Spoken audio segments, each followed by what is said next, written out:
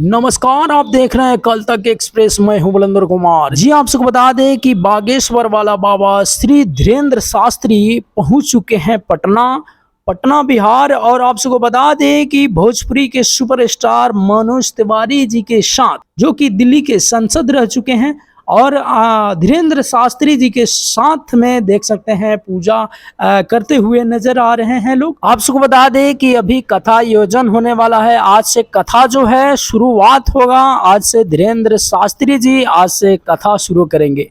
आप लोग को पता ही होगा, नहीं पता है तो जान लीजिए, क्योंकि आज से ही, आज 13 तारीख है, 13 तारीख से ही आज धीरेन्द्र शास्त्री जी आज कथा शुरुआत करेंगे।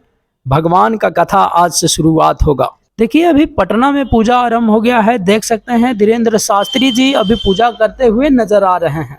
मगर कुछ ही क्षण में बागेश्वर वाला बाबा धीरेन्द्र शास्त्री जी अभी यहाँ पे कथा शुरुआत करेंगे, जो कि तमाम लोग वहाँ पे मौजूद हैं, आज कथा का पूरा आनंद लेंगे। तो दोस्तों आप सबको बता दें कि बागेश्वर वाला बाबा आज से कथा शुरू करेंगे। तो इसी तरह की खबरें के लिए चैनल को सब्सक्राइब कर लीजिएगा, बेल आइकन हिट कर दीजिएगा। मिलते हैं किसी धमाल अपडेट के साथ।